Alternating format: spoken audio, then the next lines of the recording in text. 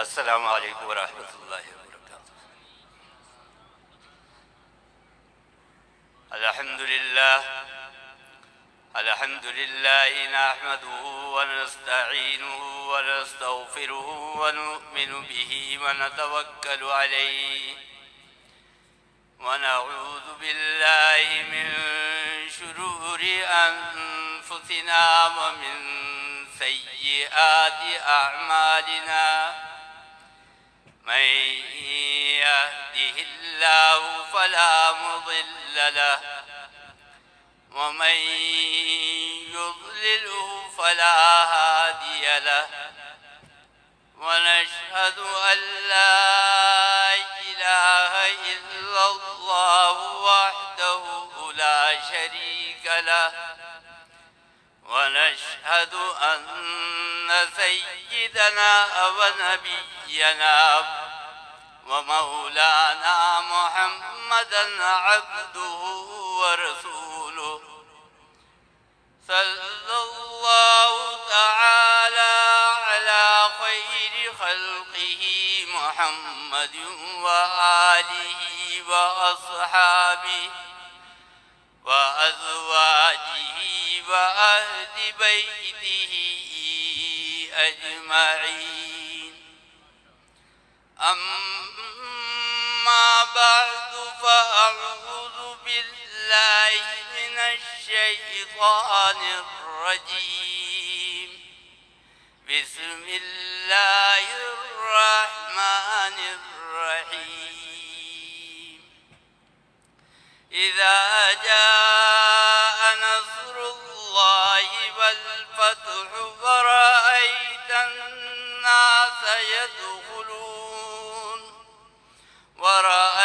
الناس يدخلون في دين الله أفواجا فسبح بحمد ربك واستغفره إنه كان توابا. صدق اللہ مولانا العظیم. محترمہ جناب بی بی پیرانی صاحبہ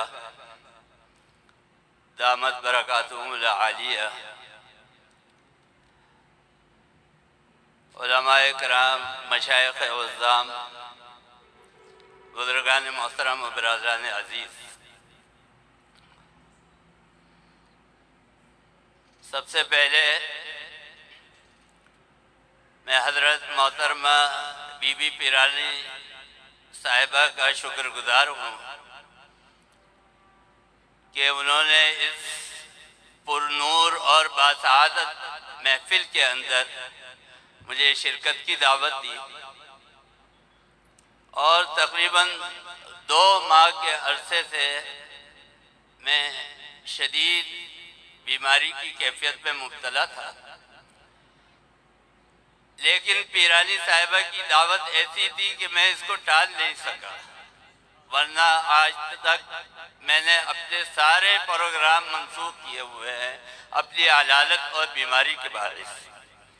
لیکن بی بی صاحبہ کے حکم کی تعمیل میں میں یہاں پر حاضر ہوا، اور مرشد کامل حضرت سیدنا پیر میر عزیز اللہ حقانی صاحب نور اللہ مرقدہ کے دربار پر حاضری کا موقع ملا.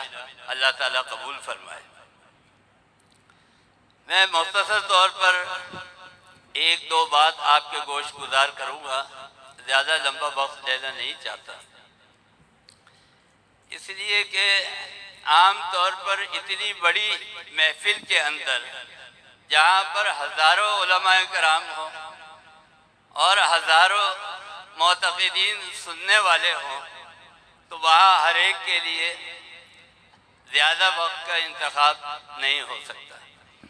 لہذا میں مختصر، اور بس آپ یہ سمجھ لیجئے کہ میں آپ کا کتنا وقت لوں گا ایک مختصر سی مثال سے آپ کو سمجھا دیتا ہوں. ایک واقعہ ہے کہ 2 بھائیوں کی جائیداد تقسیم ہو رہی تھی، یعنی والد کی جائیداد میں 2 بھائی شریک تھے. وراثت تقسیم ہو رہی تھی، تو چھوٹے بھائی نے بڑے بھائی سے کہا کہ آپ بڑے ہیں، باپ کی جگہ ہے تو آپ اس کی تقسیم کر دیں۔ تو بڑے بھائی نے جو تقسیم کی وہ یہ تھی، اس نے کہا کہ الصحن خانہ تبلب بام اذان من۔ الصحن خانہ یعنی صحن سے لگا کر اور مکان کی چھت تک، بلڈنگ کی چھت تک، یہ تو میرا ہے۔ چھوٹا بھائی کہنے لگا اب اس پہ رہ ہی کیا گیا۔ الصحن خانہ تابا لبے بام اذان من، اور بس صف خانہ تابا سریا اذان دو۔ مکان کی چھت سے لگا کر اور ستارے تک اور سریا تک، اتنا لمبا رقبہ جو ہے وہ سب تمہارا۔ تو یہ لمبا رقبہ تو ہے لیکن اس کے اندر کچھ ہے ہی نہیں۔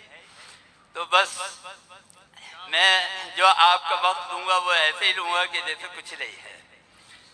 اللہ تعالیٰ نے دنیا کے اندر یہ جو کائنات بنائی ہے، اس کے اندر دو سلسلے جاری فرمائے۔ ایک سلسلہ وہ ہے کہ جو مادی نعمتوں کا سلسلہ ہے، یعنی آپ کھاتے ہیں، آپ پانی پیتے ہیں، آپ لباس پہنتے ہیں۔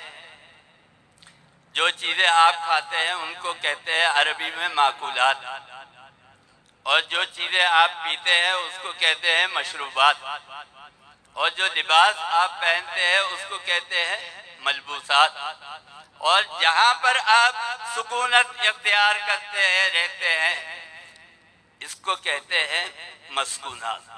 یہ ساری کی ساری مادی نعمتیں ہیں، یعنی یہ وہ نعمتیں ہیں کہ جو ایک نہ ایک دن ختم ہو جائیں گی اور منقطع ہو جائیں گی۔ اور نعمتوں کا دوسرا سلسلہ اللہ تعالیٰ نے عطا فرمایا ہمیں اور آپ کو ہے، اور وہ ہے روحانی نعمتوں کا سلسلہ۔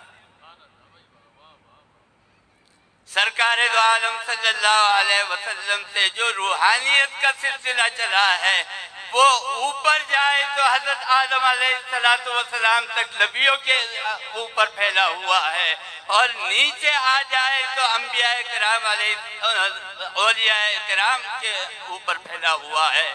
جس کا مطلب یہ ہے کہ آج کسی نہ کسی کی عقیدت اور محبت ہے کہ جس کی یاد کے اندر آپ یہاں پر بیٹھے ہوئے ہیں۔ یہ ان کی روحانیت ہے، ان کا فیض ہے، ان کا کرم ہے، جس کی وجہ سے آپ یہاں پر بیٹھے ہوئے ہیں۔ اور میں بتاؤں کہ اولیاء اللہ کو ولی کیوں کہتے ہیں؟ سب سے پہلے میں یہ بتا دوں، چونکہ اب علم جو ہے وہ انحطاط کی طرف جا رہا ہے، یعنی کسی کو پتہ ہی نہیں ہے بہت ساری بات۔ ولی کس کو کہتے ہیں؟ آپ کسی سے پوچھے تو وہ کہے گا بہت زیادہ سجدے کرنے والا، راتوں کو جاگنے والا، روزے رکھنے والا۔ ہمارے اکابرین نے لکھا ہے کہ ولی اس کو کہتے ہیں کہ جو اللہ کا اتنا مقرب ہو جائے اور اتنا خاص ہو جائے، اور اس کی روحانیت کامل درجے کے اوپر اس انتہا کے اوپر پہنچ جائے کہ اگر وہ کسی کو اپنے سینے سے لگا لے تو وہ ویسا ہی ہو جائے، اس کو ولی کہتے ہیں۔ ولی کس چیز کا نام ہے؟ آپ نے نام سنا ہوگا، یا ہمارے اکابر بیٹھے ہوئے، بڑے حضرات بیٹھے ہوئے، انہوں نے سنا ہوگا حکیم جعلی نوس ایک نام تھا، بہت بڑا فلاسفر بھی تھا اور حکمت کا بانی تھا۔ آج تمام دوائیاں وہیں سے چلی آ رہی ہیں۔ ایک مرتبہ بادشاہ کی سواری کے سامنے آ کے کھڑا ہو گیا، بادشاہ کا پروٹوکول اس سے کہا کہ تمہاری یہ مجال کہ میرے آگے جو ہے وہ کھڑے ہوئے ہو، کون ہے تو؟ تو حکیم جعلی نوس نے کہا کہ یہ تو میں بعد میں بتاؤں گا کہ میں کون ہوں، یہ بتا کہ تو کون ہے؟ اس نے کہا مجھے نہیں جانتا، میں بادشاہ ہوں۔ اس نے بولا نہیں میں تو نہیں جانتا، بادشاہ کون ہوتا ہے؟ اس نے کہا کہ بادشاہ وہ ہوتا ہے کہ جس کے پاس سارے خزانے ہوتے ہیں، اور بادشاہ وہ ہوتا ہے کہ جس کے پاس ایک لمبی سلطنت ہوتی ہے، بادشاہ وہ ہوتا ہے کہ جس کے پاس ایک بڑی فوج ہوتی ہے۔ حکیم جعلی نوس نے کہا کہ یہ تو سب تیرے سے باہر کی چیزیں ہیں، تیرے اندر کیا ہے؟ جو اندر ہے وہ دراصل اولیاء اللہ کے اندر ہے اور وہ ہے روحانی فیض۔ اس نے کہا کہ بھئی اچھا اب یہ تو نے بتا دیا کہ میرے اندر کچھ نہیں ہے حالانکہ میں بادشاہ ہوں، تیرے اندر کیا ہے یہ بتا۔ انہوں نے کہا کہ میں یہ بتاتا ہوں کہ میرے اندر وہ اللہ نے علم عطا فرمایا ہے کہ جس کے ذریعے سے آج میں جس دوائی کو لکھ دیتا ہوتی ہے اور میرے یہ لکھے جانے والے نسخے یہ قیامت تک لوگوں کو فیض پہنچاتے رہیں گے اور شفا پہنچاتے رہیں گے۔ یہ اللہ نے مجھے علم عطا فرمایا ہے، یہ علم میرے اندر موجود ہے۔ بس میں آپ کو صرف اتنی بات عرض کر رہا تھا کہ اگر آپ چاہتے ہیں کہ واقعی آپ کچھ بن جائے تو آپ اپنا باطن صاف کر لیں اور اپنا باطن پاک کر لیں تاکہ آپ کے اندر وہ روحانیت اور وہ تقوی پیدا ہو جائے کہ جو مطلوب ہے۔ اولیاء اللہ بھی دراصل اسی لیے دنیا کے اندر آتے ہیں تاکہ وہ خلق خدا کی اصلاح کرے، خلق خدا کا تزکیہ کرے، خلق خدا کے باطن کو صاف کرے، خلق خدا کو سیدھے راستے کے اوپر چلائے۔ ان کا یہی فیض ہے کہ جو آج بابا عزیز اللہ حقانی رحمت اللہ علیہ کی شکل کے اندر آج تک چل رہا ہے اور انشاءاللہ قیامت تک چلتا رہے گا۔ اللہ تعالی ہمیں اور آپ کو سب کو ان کا فیض اٹھانے کی توفیق عطا فرمائے۔ اللہم ارنا الحق حقا وارزقنا اتباعہ، اے اللہ حق کو حق دکھا اور حق پر چلنے کی توفیق عطا فرما۔ وارنا الباطل باطلا وارزقنا اجتنابہ، اے اللہ باطل کو باطل دکھا اور باطل سے بچنے کی توفیق عطا فرما برحمتک یا ارحم الراحمین۔